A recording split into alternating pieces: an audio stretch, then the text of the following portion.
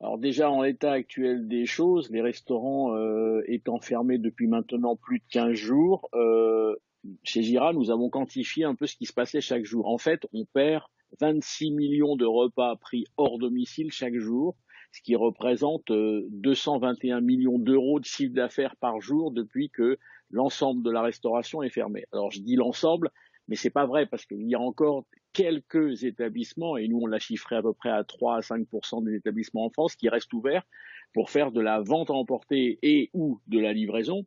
Mais le problème, c'est que cette vente à emporter et cette livraison ne fonctionnent pas comme on l'imaginait.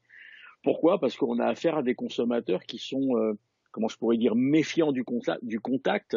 Pour faire de la vente à emporter, il faut aller sur lieu de vente et avoir contact avec la personne qui va nous donner un sac.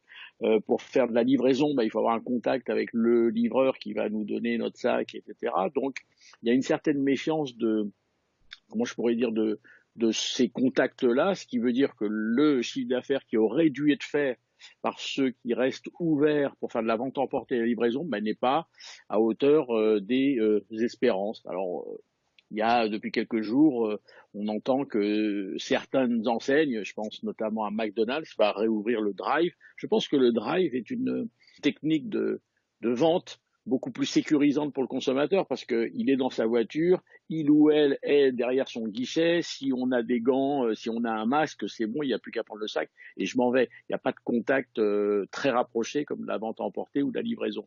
La grande distribution fait un très très gros carton avec ses drives aujourd'hui et d'ailleurs ils peuvent même pas fournir. Ils ont une liste de commandes qu'ils ne peuvent pas assurer. Pourquoi?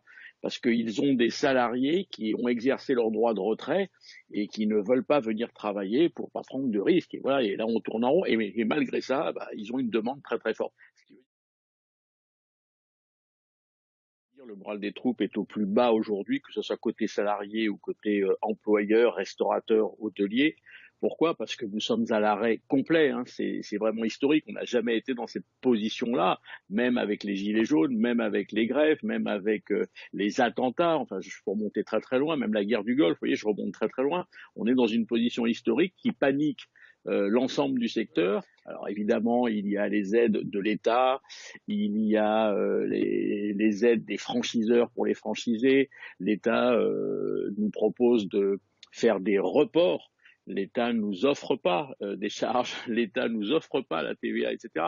Bref, ce sont des reports et ces reports-là, beaucoup de restaurateurs me disent c'est bien beau de reporter, mais à un moment il va falloir le payer. Et puis ce que je ne fais pas comme chiffre d'affaires aujourd'hui, je ne le ferai pas demain. Donc ils sont très très inquiets. Les jours qui passent sans entre guillemets sortie du tunnel où on nous dit vous allez pouvoir réouvrir vos restaurants à telle date. On en est loin pour l'instant de cette phrase-là, d'autant plus que je pense que le gouvernement est en train de préparer un déconfinement, alors non pas du peuple français, mais des commerces progressif. Je m'explique, je pense qu'il va faire une hiérarchie des commerces qui ont le plus de nécessité pour les Français.